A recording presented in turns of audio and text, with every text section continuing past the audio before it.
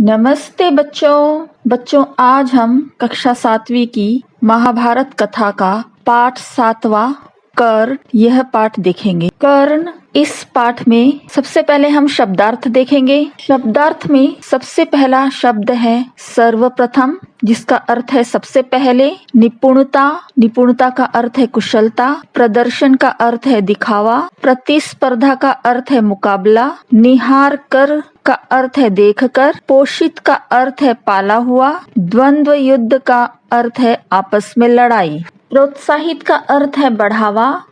विभूषित का अर्थ है शोभायमान। प्रविष्ट का अर्थ है दाखिल। सचेत का अर्थ है सावधान। अनुग्रह का अर्थ है कृपा। अब हम कर्ण पाठ के प्रश्न अभ्यास देखेंगे। प्रश्न अभ्यास में सबसे पहला प्रश्न है, पांडवों ने कौन कौन से ऋषियों से अस्त्र शस्त्र की शिक्षा पाई? इसका उत्तर इस तरह से है, पांडवों ने पहले कृपाचार्य से और बाद में द्रोणाचार्य से अस्त्र शस्त्र की शिक्षा पाई। प्रश्न दूसरा, कर्ण कौन था और उसने दुर्योधन से क्या कहा? इसका उत्तर है, कर्ण अधिरथ द्वारा पोषित कुंती पुत्र था। कर्ण ने दुर्योधन से कहा कि वह अर्जुन से द्वंद्व युद्ध और उससे मित्रता करना चाहता है। प्रश्न तीसरा, इंद्र को किस बात का डर था? इसका उत्तर है, इंद्र को डर था कि भावी युद्ध में कर्ण की शक्ति से अर्जुन पर विपत्ति आ सकती है।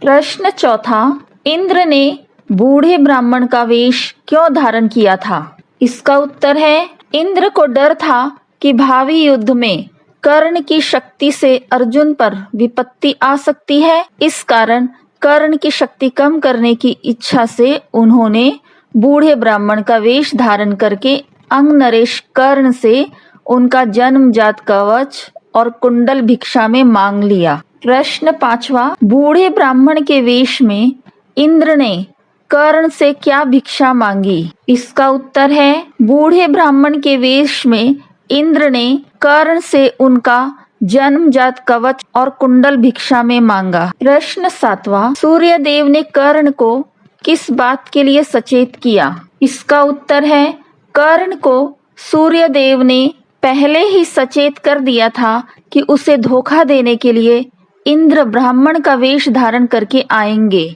प्रश्न छठवां, कर्ण एक दानवीर था। इस कथन को स्पष्ट कीजिए। इसका उत्तर है, कर्ण इतना दानी था कि किसी के कुछ मांगने पर वह मना कर ही नहीं सकता था। इस कारण यह जानते हुए भी कि भिखारी के वेश में इंद्र धोखा कर रहे हैं, कर्ण ने अपने जन्मजात कवच और कुंडल निकालकर उनको भिक्षा में दे दिए। प्रश्न सातवां, कर्ण ने देवराज इंद्र से क्या वरदान मांगा? इसका उत्तर है, कर्ण ने देवराज से कहा कि अगर वह उससे प्रसन्न है तो शत्रुओं का संहार करने वाला वह अपना शक्ति नामक शस्त्र उसे प्रदान करे।